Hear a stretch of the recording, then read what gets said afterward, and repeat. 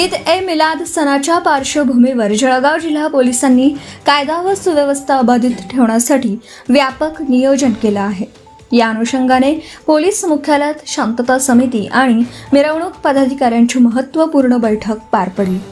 बैठकीत मिरवणुकीसाठी पूर्व परवानगी अनिवार्य असल्याचं स्पष्ट करण्यात आलं।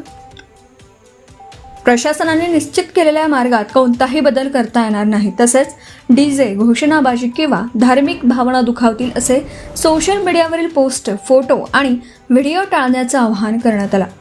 वाहतुकीच्या दृष्टीने गरजेनुसार मार्गात बदल करण्यात येणार असून नागरिकांनी पोलीस प्रशासनाला सहकार्य करण्याचं आवाहन करण्यात आलं आहे।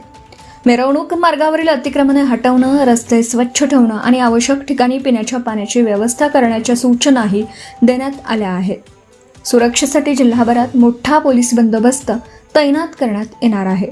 यामध्ये 1 पोलीस अधीक्षक, 2 अपर पोलीस अधीक्षक, 10 SDPO, 12 प्रोबेशनरी DYSP, 30 पोलीस निरीक्षक, 200 API, PSI, 3400 पोलीस अंमलदार, 1600 होमगार्ड तसेच SRPF, वाहतूक शाखा, BDDS पथक, ड्रोन युनिट आणि सोशल मीडिया मॉनिटरिंग पथकाचा समावेश आहे।